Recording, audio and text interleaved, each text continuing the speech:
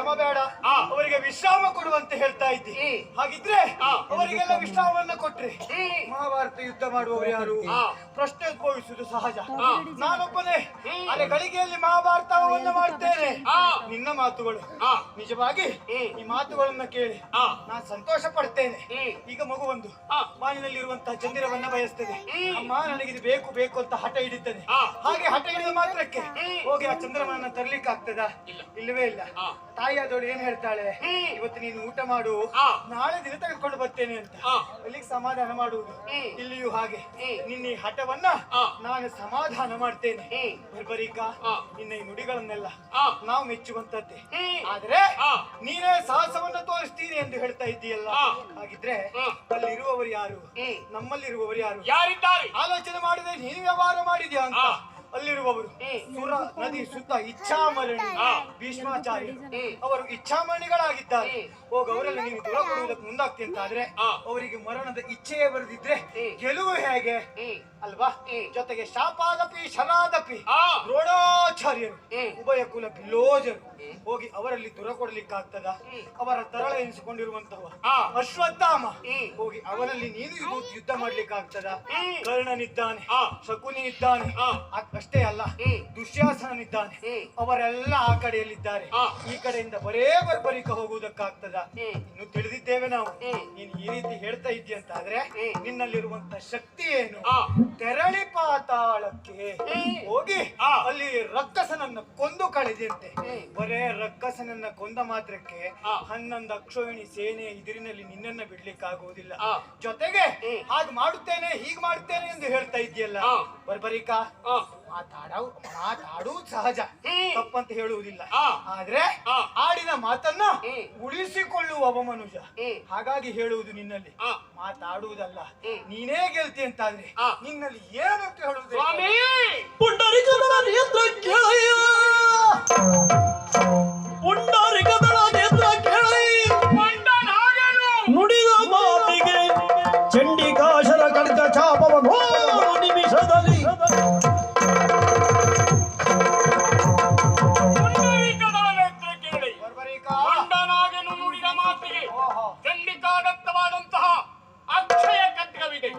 ನಿಮಿಷಾರ್ಥದಲ್ಲಿ ಕುರುಕ್ಷೇತ್ರ ಯುದ್ಧದ ತೀರ್ಮಾನ ಮಾಡಿ ತೋರಿಸ್ತೇನೆ ನೋಡು.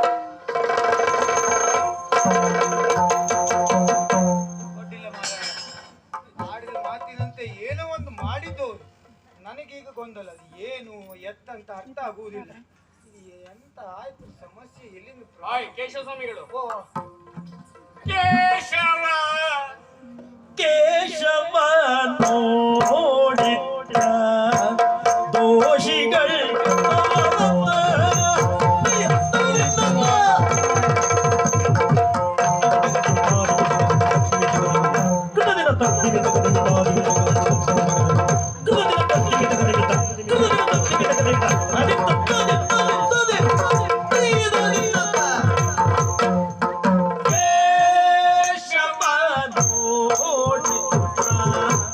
ದೋಷಿಗಳು ಅವರತ್ತ ಕೇಶವ ಕೇಶವ ಕೇಶವ ನೋಡಿತ್ತ ಕೇಶವ ನೋಡಿತ್ತ ದೋಷಿಗಳು ಅವರತ್ತ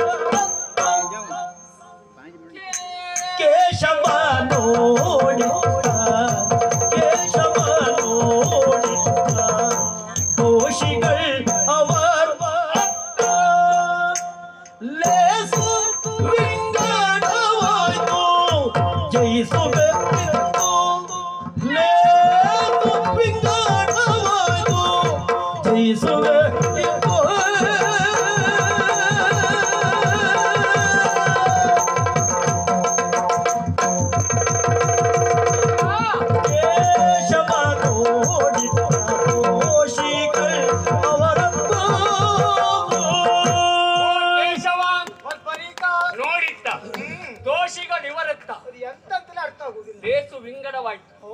ಎರಡು ಪಂಗಡವಾಯಿತು, ಎರಡು ತಂಡ ಆಗಿದೆ. ಹೌದೌದು, ಗೆಲುವೆ ನಿಂತು ಆಗಿದೆ.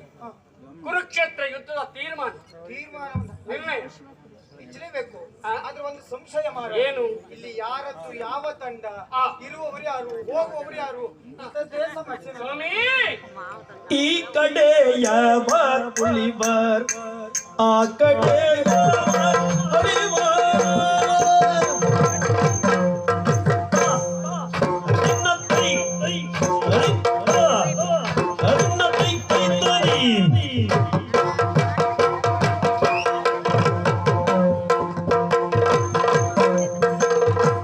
ಈ ಕಡೆಯವರುಳಿವ ಆ ಕಡೆಯವ ಒಳಿವ ಈ ಕಡೆಯವ ಒಳಿವರ್ ಈ ಕಡೆಯವ ಒಳಿವರ್ ಆ ಕಡೆಯವ ಒಳಿವರ್ ಆ ಕಡೆಯವ ಒಳಿವರ್ ಯಾಕ ಶರದಿ ಶ್ರೀಕರ ಯಾಕ ಶರದಿ ಶ್ರೀಕರ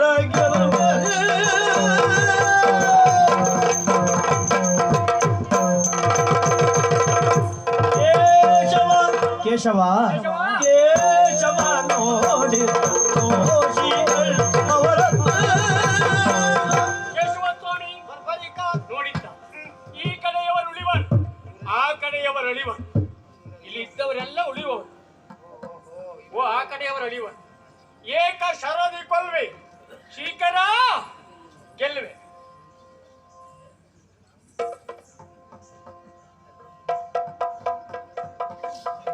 ಹರಿಯ ನೀಚಕವ ಧರಿಸಿದ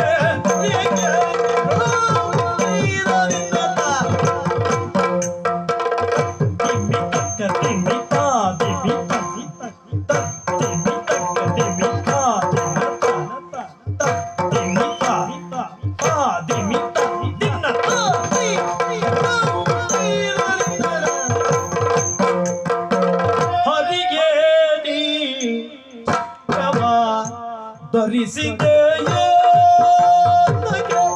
ಓ ಹರಿಯೇ ನೀ ಚಕ್ರವ ಹರಿಯ ನೀ ಚಕ್ರವ ಧರಿಸಿದೆ ಏತಕ್ಕೆ ಧರಿಸಿದೆ ಏತಕ್ಕೆ ದುರ ಭಯಂಕರವಾಯಿತು ಬಹು ಭಯವಾಯಿತು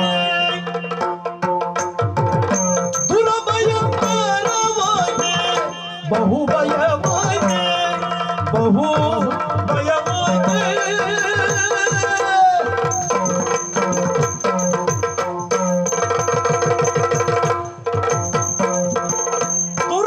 ದುರ್ಭಯಂಕರವಾಯಿತೆ ಬಹು ಭಯವಾಯಿತೆ.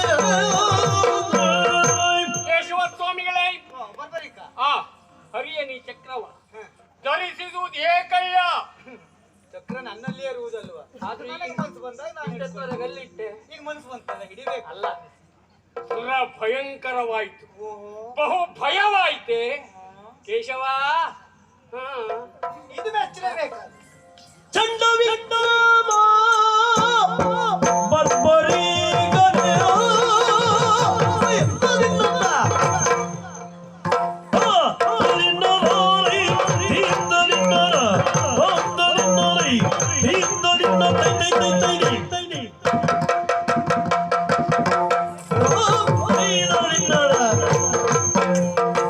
ಚಂಡ ವಿಕ್ರಮೇ ಚಂಡ ವಿಕ್ರಮೇ ಬರ್ಬರಿಗನೆ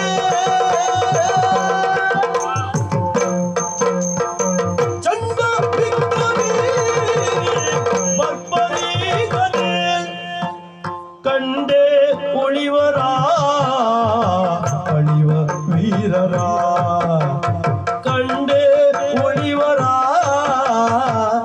ಅಳಿವ ಅಳಿವ ಅಳಿವ ಅಳಿವ ಅಳಿವ ಅಳಿವ ವೀರರ ಕಂಡೆ ಉಳಿವರ ನಾ ಕಂಡೆ ಉಳಿವರ ಅಳಿವ ವೀರರ ಅಳಿವ ವೀರರ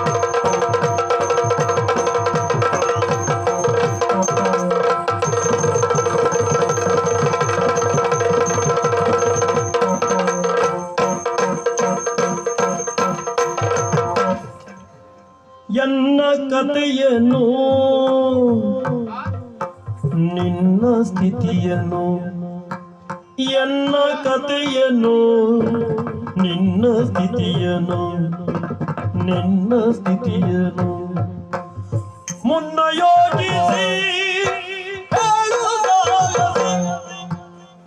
ಮುನ್ನ ಯೋಚಿಸಿ ನೀ ಹೇಳು ಸಾಗಸಿ. ಹೇಳು ಹೇಳು ಸಾಗಸಿ. ಚಂಡ ವಿಕ್ರಮಿ ಬರ್ಬರಿಗನೆ ಕಂಡನ ಇವರ ವೀರನ ಎನ್ನ ಕಥೆಯನ್ನು ನಿನ್ನ ಕಥೆಯನ್ನು ಮುನ್ನ ಯೋಚಿಸಿ ಹೇಳು ಸಾಗಸಿ. ಮುನ್ನ ಯೋಚಿಸಿ ಹೇಳು ಹೇಳು ಹೇಳು ಹೇಳು ಹೇಳು ಸಾಗಸಿ.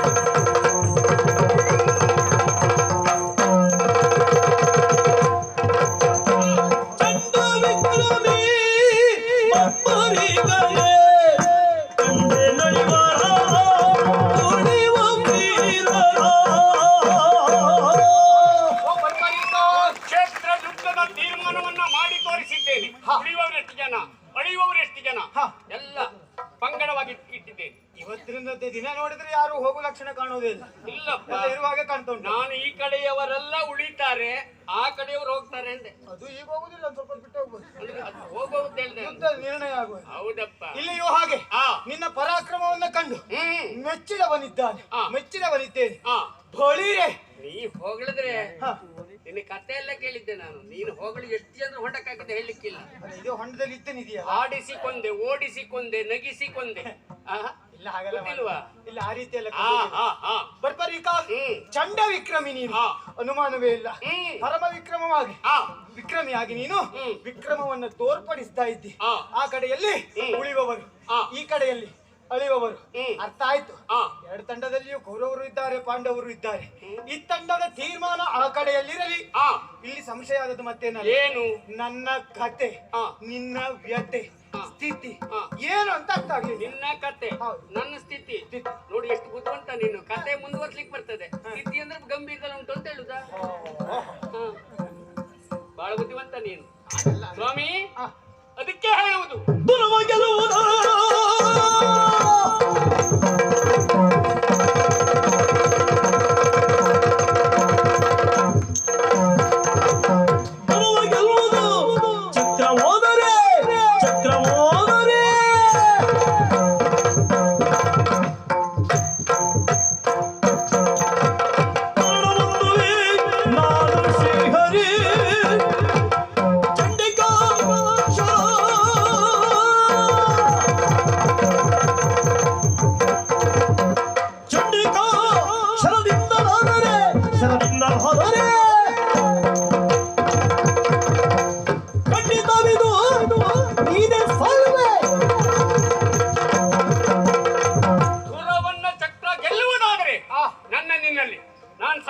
ಇಲ್ಲಿ ಗೆಲ್ಲುವುದು ಚಕ್ರವೇ.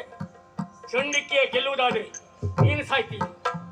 ಚಕ್ರವೇ ಚಂಡಿಕೆ, ಚಕ್ರವೇ ಚಂಡಿಕೆ, ಚಕ್ರವೇ ಚಕ್ರ, ಚಕ್ರ ಅಲ್ಲ, ಚಂಡಿಕೆ.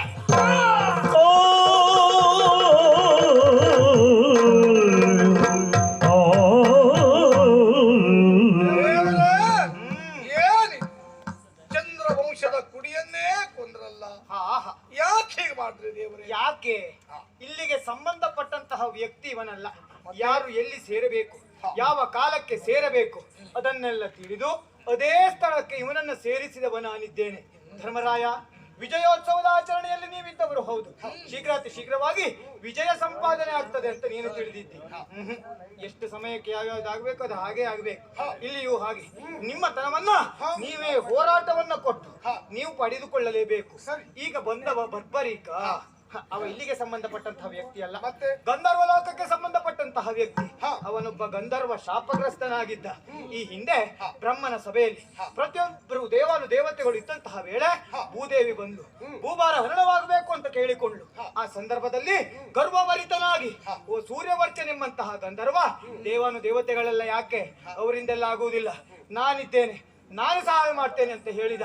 ಗರ್ವದ ನುಡಿಗಳನ್ನಾಡಿದ. ಆ ಸಂದರ್ಭ ಕುಪಿತಗೊಂಡಂತಹ ಬ್ರಹ್ಮ, ನೀನು ರಕ್ಕಸ ಯೋನಿಯಲ್ಲಿ ಜನ್ಮವನ್ನು ಪಡೆ, ಭೂಲೋಕದಲ್ಲಿ ಬಿದ್ದಿರು ಅಂತ ಹೇಳಿದ. ಆಗ ಅವ ಮಾಡಿದ ತಪ್ಪಿನ ಅರಿವು ಅವನಿಗೆ ಆದದ್ದು ಹೌದು. ಹುಸಿಶಾಪವನ್ನ ಕೇಳಿದ. ಆ ಸಂದರ್ಭ ಬ್ರಹ್ಮನೇ ಆಡಿದಂತಹ ಮಾತು. ಯಾವ ಸಂದರ್ಭದಲ್ಲಿ ವಿಷ್ಣು ಅವತಾರಿಯಾಗಿ ಬರ್ತಾನೋ ಆ ಸಂದರ್ಭ ಅವನ ಚಕ್ರದಿಂದಲೇ ನಿನ್ನ ಪಾಲಿಗೆ ಮೋಕ್ಷ, ಮತ್ತೆ ಗಂಧರ್ವ ಲೋಕವನ್ನ ಸೇರಿಕೊಳ್ತಿ ಅಂತ.